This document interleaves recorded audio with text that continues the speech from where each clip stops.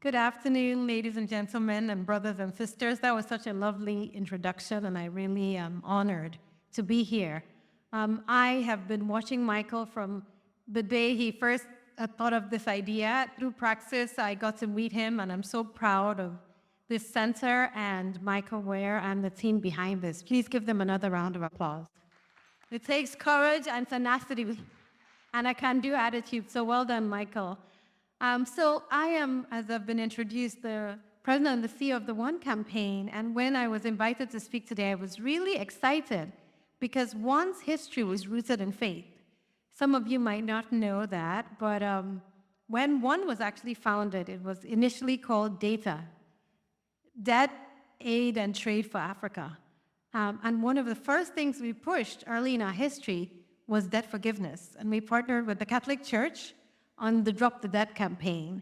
And it was a Jubilee year, and we were able to get about $100 billion worth of debt forgiven. Many of these debts taken when African countries did not deserve to take them, did not know what they were taking, and some had a colonial legacy. And we have built on that history. It's been truly impressive because it's such a fundamental part of what we believe. The mindset of the One Campaign is that we fight for justice and equity. And so in that same vein, the next big battle we took on was HIV/AIDS. And under a Republican administration, when Bush was president, we actually helped launch PEPFAR. And PEPFAR is one of the most successful programs the US has launched, saving 25 million lives over the last 20 plus years. And when we think about the impact, it took Republicans and Democrats working together on a very important issue. But what connected them? Seeing humans as one and really looking into the eyes of individuals and saying, why should we let others suffer when we have opportunity to work alongside them to ensure healing, restoration, and life? So on this legacy, 20 years later, I got a phone call when I was sitting at my desk in Lagos, Nigeria, to consider the position. And at first, as many of you would imagine, I said, I'm not an advocacy person, I'm a social entrepreneur. And I know we have many social entrepreneurs in the room. And I thought and prayed. And when Bono got on the phone, he actually convinced me. And he quoted a TED talk I had given on the power of faith-based organizations. And I was pretty impressed that he listened, obviously. And he said, Ndidi, you said God is not a micromanager. He's placed us here as light of the world, salt of the earth. And we're failing. And that was a line from my TED talk that he reminded me.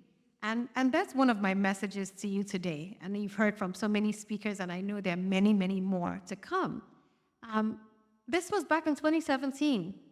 I gave this talk because a child had asked me a question about why God loved people differently and why more children from one region or the next could die and others couldn't. And I realized then and there that we were called to be light of the world and salt of the earth, and that God was not going to come here to solve our problems. We had to solve them ourselves. And so I've taken this mantle on, building on the 20-year legacy of the founders of the One Campaign and the terrific staff that work across the world fighting for justice, fighting for equity. And under my leadership as the first African and first Black woman, my conviction is threefold. Number one, that we have to change narratives about Africa. We have to change the face of Africa from a hungry child to a successful female entrepreneur. Many people are stuck in the narrative of this late 60s, early 70s, when we definitely created a lot of buzz from my region of the world with the Biafran War, where hunger was used as a weapon of starvation. But Africa today is the youngest continent. 70% of our population is under 35. We have actually the greatest number of entrepreneurs on the continent in the world, meaning African entrepreneurs produce, innovate faster than many, many other world regions. We also have technology that's leapfrogging in agriculture, in many, many range of services, including AI. And in terms of our creative industries, our advancement around Nollywood, our music industry, our fashion industry is booming. But we have so much to teach the world because we actually understand the complexity of living together in diversity. And many people don't realize how diverse the African continent is. 54 countries, extremely blessed by God for natural excellence in many, many sectors. But that diversity in many, many parts of our world and many parts of Africa have been a big challenge. Nigeria, my country, currently has about 200 million people. We're projected to be 500 million by 2050 and 1.4 by the turn of the century. Think about it. My city, Lagos, currently has 20 million people and is going to have 50 million by 2050. Now, when you think about that population growth, it is enormous. But it means that the future of the workforce of the world is coming from Africa, right? And that it is not a nice to have, but a must have that our regions partner. And that's one of the benefits of being at the One campaign. Number one is changing narratives. Number two is really leveraging faith communities to drive impact. Faith is critical to our work at One. I've mentioned PEPFAR, I've mentioned Drop the Dead in partnership with the Catholic Church, but we actually have an active faith program right here in the United States. Under the leadership of one of my amazing colleagues, Coggins, who was a former pastor and still pastors from time to time. He is working with faith communities across the US, and he's mapped where all our senators are and where their faith leaders are. And we have a very successful and high-impact faith program where we bring them to Washington for fly-ins. And the other day, I had dinner with a group from New Hampshire. Many of the elderly, many people who want to serve, many people who believe in humanity. And we're building out, on the success of our US program, a faith council around the world. Because we believe faith connects people in ways that many other things don't. Oftentimes, we talk about faith dividing. I actually believe faith connects. Now, faith connects when we actually really are people of faith. And I mentioned Nigeria being diverse. It's 50% Muslim, 50% Christian. You know that every public meeting starts with a prayer, a Christian prayer and a Muslim prayer, in every public meeting.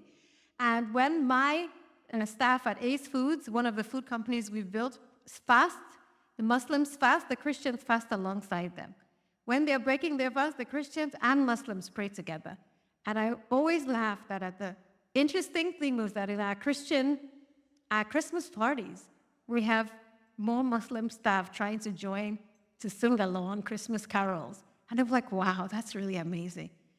So it's about seeing people first as humans and building out our faith network. What we want to do under my leadership is really invite people who are sitting across the aisle to connect in a deeply human level, a level where we see each other, where we trust each other, but where we also believe we're here on assignment and where we are here because we have a legacy that's bigger and deeper than our own. And that's what One's faith program is built on and hinged on, that humanity. And the third thing that I really would like to say under my leadership is that we help and partner with more countries to graduate from debt. Because it's one thing for us to help during times of crisis, and faith communities do that very well. But it's another thing to say we're going to support and stand with each other as we're graduating from debt, as we're growing our economies. We're going to fight for the investments and resources required to ensure economic growth across the world, and Africa is critical to that. My vision as this new CEO is that Africa is an equal player, and that we, as the many, many parts of the world, recognize its value and partner alongside it to transform the future of our world. I'll end with 2 points that I would like to encourage you to think about in your role for this fight for humanity and to see each other. And the first one is a quote that I first heard from a young African speaking to a president. And he said, "I'm no longer going to ask God to grant me the serenity to accept the things I cannot change." Do you guys remember that prayer? Many Christians always say it, "God, grant me the serenity to accept the things I cannot change, to change the things I can, and the wisdom to know the difference." He said, "No, I'm no longer saying that prayer. I'm going to ask the Almighty for the courage and wisdom to change the things I cannot accept." I'm going to repeat that. I'm going to ask God for the courage and wisdom to change the things I cannot accept. And I cannot accept that as humans, we prefer to dwell on our differences instead of our commonalities. I cannot accept that we put one life over the other or one race over the other. I can't accept that. I have happened to be biracial. My mother's white American Jewish, my father's Nigerian Episcopalian. So you can imagine why equity is part of my identity. I was raised to believe that no race was higher than another. And I saw love in my home. And I think we as people of faith can demonstrate that and can live that. The second quote that inspires me is an Igbo proverb. That's my language. And it's actually the word for love in Igbo. And the word for love is ihunanya, which means to see you in your eye, to see you. It literally means I see you all the time. And as I've reflected on that in this new role, I'm living in Washington for the last 6 months. I've realized the complexities of seeing people for who they are as humans, of removing the veils, removing the scales, removing the labels, and removing their identities. It's tough in this town. This is a tough town. And to see somebody in their eye, to see them as equals, to see them for their potential, to see them with respect, to see them because you assume they deserve to be here. They deserve a seat at the table. They deserve to be heard. Is a challenge for all of us.